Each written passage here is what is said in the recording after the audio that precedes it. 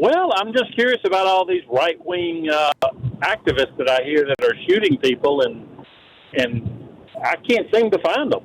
I know we had some left-wingers shooting an icing, and they actually were so bad at it, they actually shot immigrants. I don't know if you told your audience that or not, but and then they shot up the ABC news station the other day, along with, killing several people and attempting to kill several people. And I just don't understand where people are saying that the majority of these acts are caused by right-wing people or people that lean right. Well, you should look up the statistics on the FBI. Well, actually, they took it off the FBI website. It used to be up until last week, the Department of Justice had a report in which they found that about 80% of the political violence that's happened in America was done by right-wingers.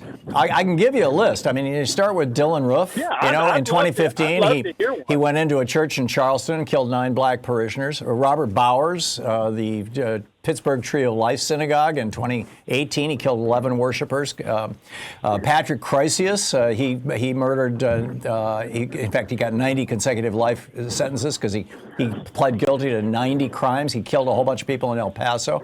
Peyton Gendron, the Buffalo Top Supermarket in 2022, he killed 10 black victims. John T. These are all people who were Trump followers or explicitly right-wingers, 100% of them. Peyton Gendron in Buffalo, John T. Ernest in Poway, California, and they walked into a synagogue, killed a bunch of people. He got 30 years. Wade Michael Page in Oak Creek, the Sikh Temple. Ryan Palmatier in Jackson, Florida in 2023, the Dollar General store, he killed 3 black people. Marcio Garcia in Allen, Texas Outlet Mall in 2023. He was wearing a right-wing death squad patch from the one of these right-wing groups. Jared and Amanda Miller in Las Vegas, 2014, they killed 2 police officers and a bystander. Gregory Bush in Jeffersontown, Kentucky, in a Kroger store, killed 2 black victims. Robert Deere in Colorado Springs, walked into a Planned Parenthood and murdered a bunch of people.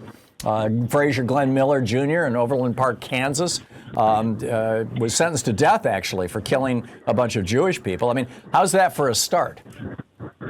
Well, that's very interesting. I was really talking about, like political figures, like, Okay, well, how about the guy who murdered the son of federal judge Esther Salar, her son Daniel? Who? I don't recall his name. I'm sorry, but it was a right-wing Trump supporter who she ruled against Trump, and this guy showed up at her door dressed as a FedEx driver and shot her. Her son answered the door. He shot him dead. Her husband came out to see what was going on. He shot him, nearly killed him, and and then he ran off. I mean, Mike. That's political. That's political. That has something to do with the. She dared to defy Trump. Yeah, Mike, I would suggest that you go track down that study that the Department of the HHS or DHS, Department of Homeland Security study. You can still find it, even though they took it off their website. It's still out there, so I'd suggest you look that up. Bailey in Stevens Point, Wisconsin. Hey, Bailey, thanks for listening to WFHR. I'm sorry I'm putting you on with only about 40 seconds here. If my bad. If you can't do it in 40 seconds, tell me right now. I'll put you on hold.